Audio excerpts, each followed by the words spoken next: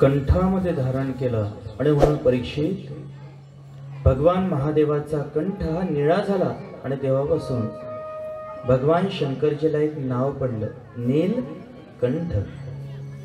नीलकंठ भगवान की जय। भगवान शुकदेव सांगतात, परीक्षित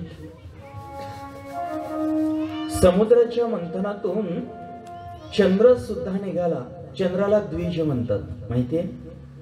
अत्रि अनसूयेच्या घरी एकदा चंद्राचा जन्म आणि म्हणतात समुद्राच्या मंथनातून चंद्र उदयाला आलेला। द्वि म्हणजे दोन, ज म्हणजे जन्मणारा। ब्राह्मणांना सुद्धा द्विज म्हणतात, कारण एकदा आईच्या उदरी जन्म मानतात आणि जेवढा मुंज होते तेवढा ब्राह्मणांचा दुसरा जन्म मानला जातो।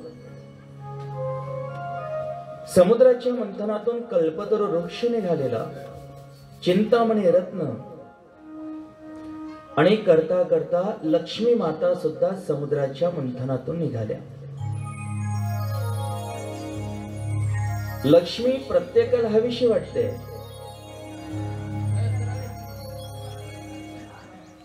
कोण असा माणूस आहे ज्याला धन आवडत नाही? प्रत्येकाला वाटतं लक्ष्मीने मला वरावं, पण लक्ष्मी फक्त नारायणाचीच असू शकते।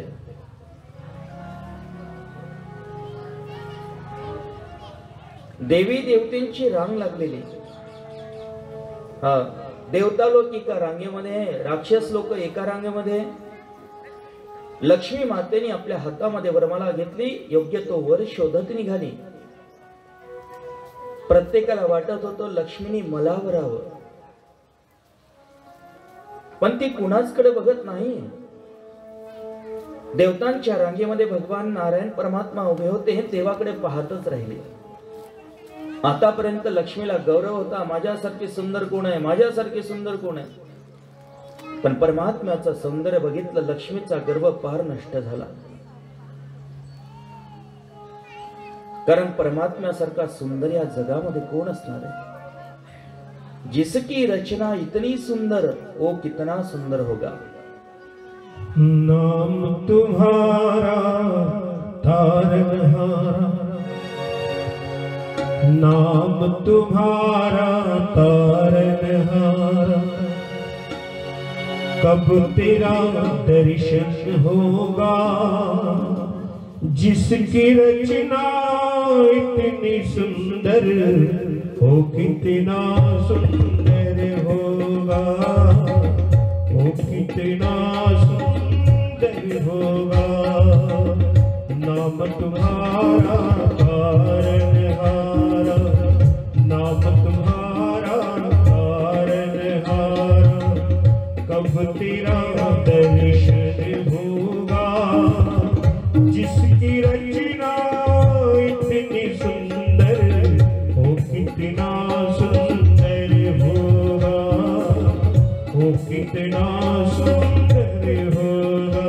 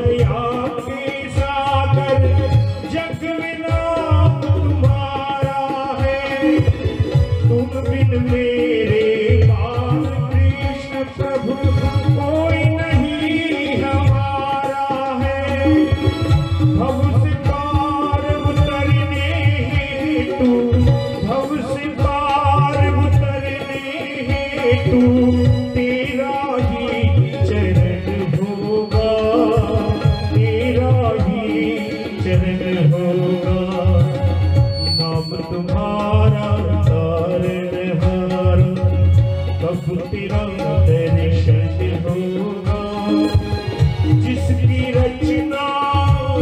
कितनी सुंदर वो कितना सुंदर होगा, वो कितना सुंदर होगा, वो कितना सुंदर होगा, वो कितना सुंदर होगा।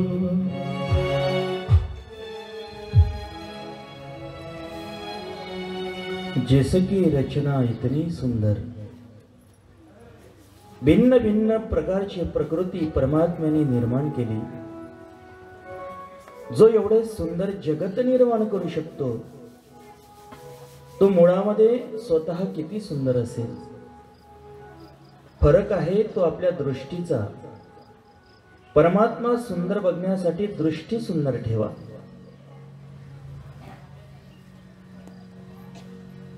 भगवान शुकदेव सांगतात, परीक्षित, लक्ष्मी माता वरमाला हातामध्ये घेऊन निघालेली, पण तिला कोणी पसंतच आलेलं नव्हतं। पण परमात्म्याचं सौंदर्य बघितल्याबरोबर भाळल्या गेली, पण देवाने तिच्याकडे दुर्लक्ष केलं।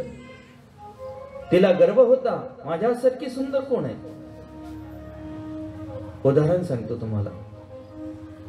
एकाला त्याच्या सासऱ्यानं 5 ग्रामची अंगठी घेऊन दिली, बोटात घातली, लग्नात गेलं। ज्या लग्नात तो गेलेला ते लग्न होतं गरीबाचं। आता वासरात लंगडे गाय शहाणे म्हणतात ना। 5 ग्रामची अंगठी बोटात टाकली, गरीबाच्या लग्नात पंक्तीत फिरायला लागला। वाढणाऱ्यांना म्हणायचा, चल भात तिकडे घेऊन जा, चपाती इकडे घेऊन ये। 5 ग्रामची अंगठी, तो जा तिकडे, तो ये इकडे, कडी तिकडे घेऊन जा, चपाती इकडे घेऊन ये।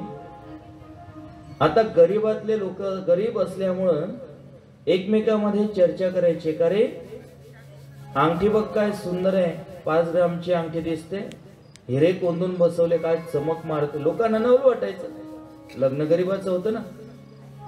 आता लग्न समारंभ आटोपला आणि दुसऱ्या दिवशी घनो पैसा ज्या माणसाकडे, असा श्रीमंत माणूस मारवाडी समाजातला, त्याच्या एकुलता एका मुलीचं लग्न, येणाऱ्या पाहुण्यांचं मंडपाच्या समोर गेटवरती स्वागत करण्यासाठी तो माणूस उभा झालेला।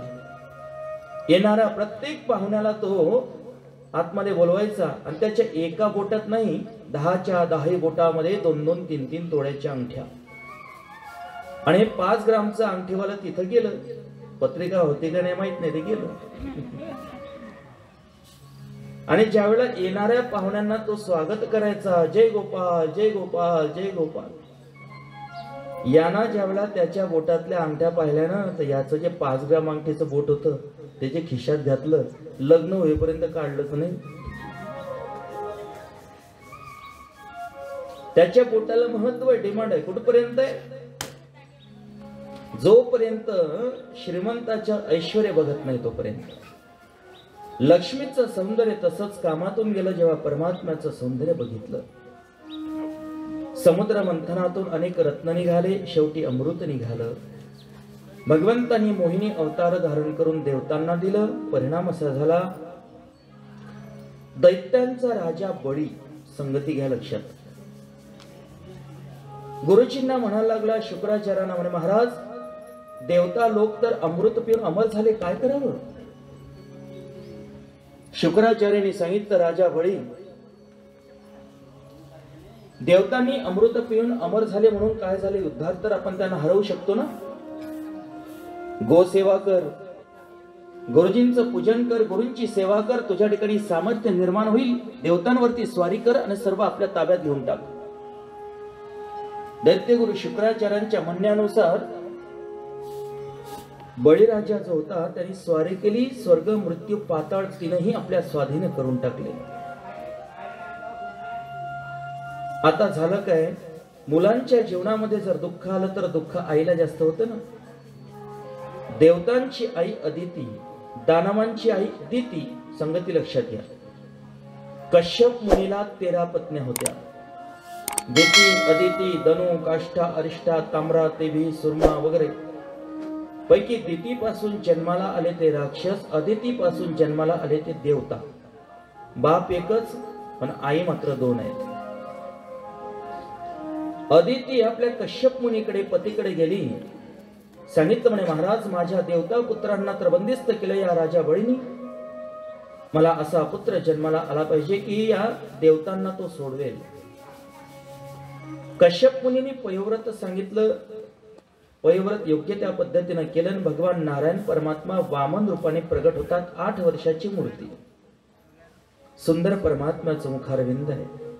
मी शॉर्टकट सांगतोय बरं, आपल्याला जन्म करायचा आहे. बऱ्याच लोकांचा आक्षेप येतो, महाराजांनी कथा विस्तृत सांगितली नाही. मी तुम्हाला प्रश्न विचारतो, मला वेळ केव्हा आहे ते सांगा. काल श्रद्धाताईने उल्लेख केला म्हणून मला माहिती झालं. महाराज कथा विस्तृत सांगत नाही. आता एवढी विस्तृत सांगितलं तर अजून किती सांगावं. आणि हेच जर सांगत बसलो पुढचं केव्हा उरकवायचं. सत्र आहे तरी तुमची माझी पहिलीच गाठ भेट आहे. दुसरं वर्ष असलं म्हणजे बाकीच्या अवांतर कथेचं चिंतन होतं. पण पहिल्या भेटीमध्ये एकदम जास्त लोड तुमच्यावरती देता येत नाही. जास्त ओझं उरावर झालं का खाली बसायची वेळ येते.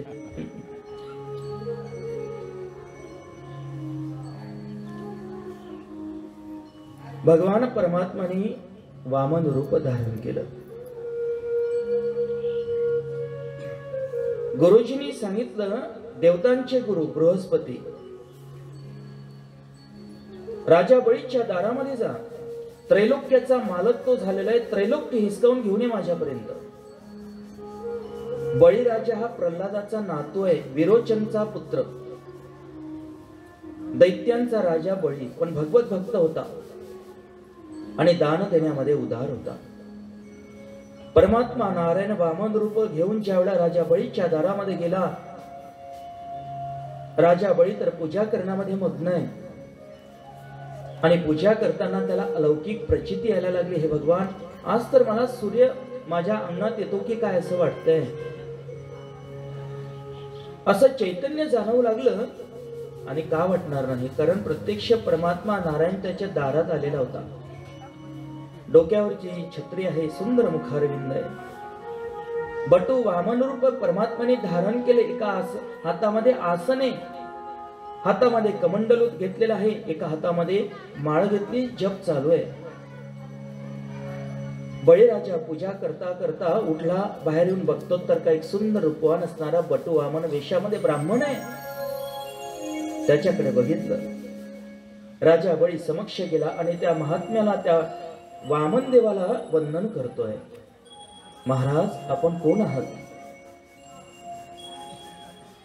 कुठून आलात? आपले गुरु कोण आहे? आपला आश्रम कोणता आहे? कृपा करून मला सांगा. वामन शब्दानेही बोलत नाही. राजा बळीने त्याचा चेहरा बघितल्याबरोबर अंतःकरणामध्ये भाव, प्रेम निर्माण झालेलं. सांगा ना महाराज, आपण कोण आहात? अरे, तुमचं मुखारविंद बघून तर असं वाटतं माझं सगळं तुम्हाला सर्वस्व देऊन टाकावं. बोला ना, काय देऊ? आपला परिचय द्या. 2-4 हजार गायी तुम्हाला दानात देऊ. एखादा सुंदर महल तुम्हाला राहण्याची व्यवस्था करून देऊ. ब्राह्मणांच्या मुलीशी तुमचा सुंदर विवाह करून देतो. सांगा ना, कोण आपण, कुठून आला? आपले गुरु कोण आहे? आपला आश्रम कोणता आहे? भगवान वामन शब्दानेही बोलता दिसत नाही. बळीराजा आपल्या गुरुजींना म्हणायला लागला, शुक्राचार्यांना, महाराज, हा ब्राह्मण तर काहीच बोलता दिसत नाही. शुक्राचार्याने सांगितलं, वेडायस, तुला कळत नाही? हातामध्ये माळ आहे, जप चालू आहे. राजाची उत्कंठा आणखी वाढली. सांगितलं, सांगा ना महाराज, कोण आपण? अरे, तुमचं मुखारविंद बघून तर वाटतं सगळं देऊन टाकावं. सांगा ना, काय देऊ? आपला परिचय द्या. आणि मग भगवान नारायणाने बोलायला सुरुवात केली. राजन, तुम्ही बळीच? हो हो, या देहाला बळीच असं म्हणतात. बघा, आम्ही तुमची कीर्ती ऐकून आहोत. आम्हाला माहिती आहे तुमचे पिता विरोचनराजे हे दानशूर होते. आणि त्यांचेही पिता म्हणजे तुमचे आजोबा जे होते ना प्रल्हाद, ते तर महान भगवत भक्त होऊन गेले. आणि त्याच कुळामध्ये आपला जन्म झाला. मग आपण उदार नसणार कशावरून? पण बघा, आम्ही संन्यासी आहोत. आणि संन्यासी व्यक्तीने कुणाकडून काही घेऊ नये, धर्मशास्त्र आहे. संन्याशाने तर द्रव्याला हात लावू नये, स्पर्श करू नये, आणि आमच्यासाठी तर तोच नियम योग्य आहे. राजा बळीची उत्कंठा वाढली. नाही नाही महाराज, अरे तुम्ही संन्याशी आहे म्हणून काय झालं, पण मला तर तुम्हाला देण्याची इच्छा आहे. बोला ना, काय दे. भगवान वामन देवाला अतिशय मोठ्या श्रद्धेने काहीतरी द्यावं म्हणून विनंती करते आहेत राजा बळी. बोला ना महाराज, काय दे. सुंदर महल बांधून देतो. सांगितलं नाही नाही, संन्याशाला कोणत्या उपाधीमध्ये पडणं योग्य नाहीये, आणि आम्ही तर आमच्या इच्छेला स्टॉप लावलेला, आम्हाला काही नको आहे. महाराज नाही म्हणू नका. राजा बळीची उत्कंठा बघितली आणि भगवान वामन म्हणायला लागले, ठीक आहे राजन, अरे तुमची श्रद्धा तर मला अशी दिसते की मी जर तुमच्याकडून काही घेतलं नाही तर तुम्हाला फार वाईट वाटेल. हो ना महाराज, फार वाईट वाटेल, मन दुखेल, नाही म्हणू नका. बस ठीक आहे, तुम्हाला जर देण्याची इतकी उत्कंठा आहे तर मला फक्त 3 पावलं भूमी देऊन टाका. तस्मात्रेण पदान्नेव ऋणे त्वदवर्षभा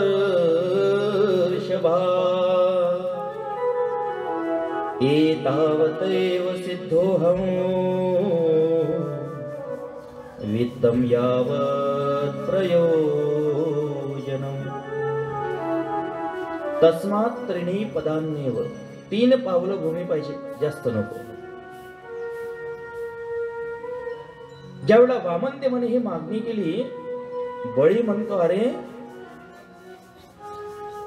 एवढा मोठा राजा, त्रैलोक्याचा मालक मी, मागता 3 पावलं भूमी, अरे काही जास्त मागा. भगवंताने सांगितलं नाही नाही, द्यायचं असलं तर बोल. 3.25 नको, 2.25 नको. अरे महाराज, काय 3 पावलं भूमी मागता, द्यायचं असलं तर बोल, निघालो. राजाने सांगितलं, ठीक आहे घेऊन टाका. भगवान वामन म्हटले, असं जमणार नाही.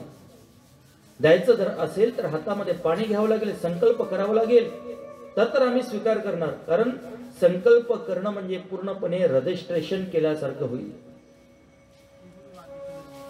अरे महाराज, 3 पावलं भूमीचा काय संकल्प करायचा, घेऊन टाका ना. नाही नाही, उद्या जर माणूस बैमान झाला तर काय सांगता येतं.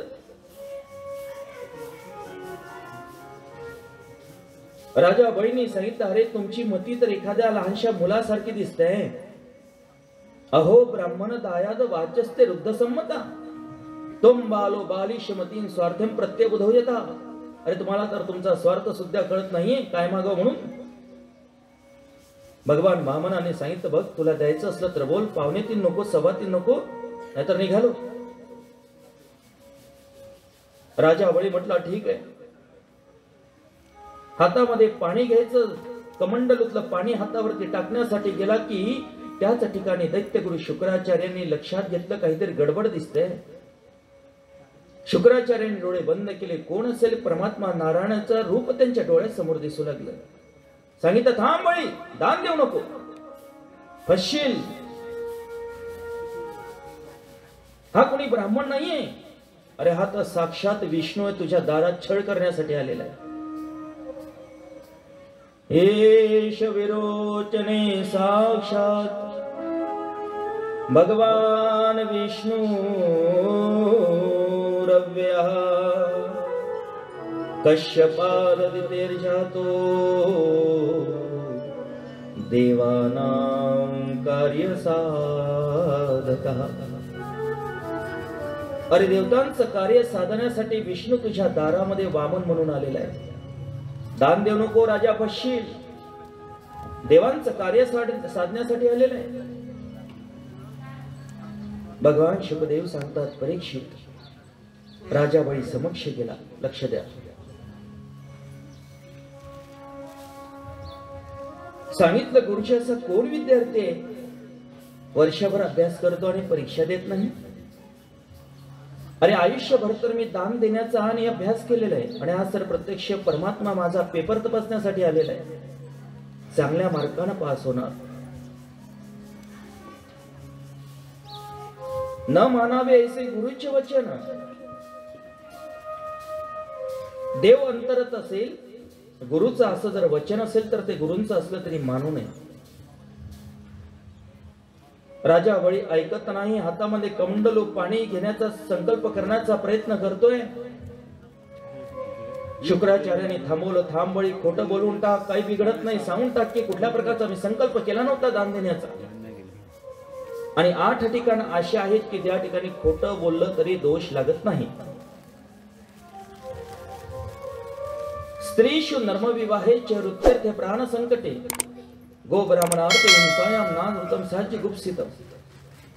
8 ठिकाणी खोटं बोललं तर पुरुषांना दोष लागत नाही. स्त्रियांपासून जर एखादी गोष्ट लपवून ठेवण्याचा प्रसंग आला तर माणसाला खोटं बोलता येतं. तुम्ही म्हणाल असं का? स्त्रियांना कोणत्या गोष्टी पचत नाही म्हणून. बरोबर आहे का? लवकर सिग्नल दिला तुम्ही. आणि घरचं बोलता का तुम्ही? मग बरोबर आहे. याला कारण आहे, महाभारतामध्ये इतिहास आहे, स्त्रियांना शाप आहे.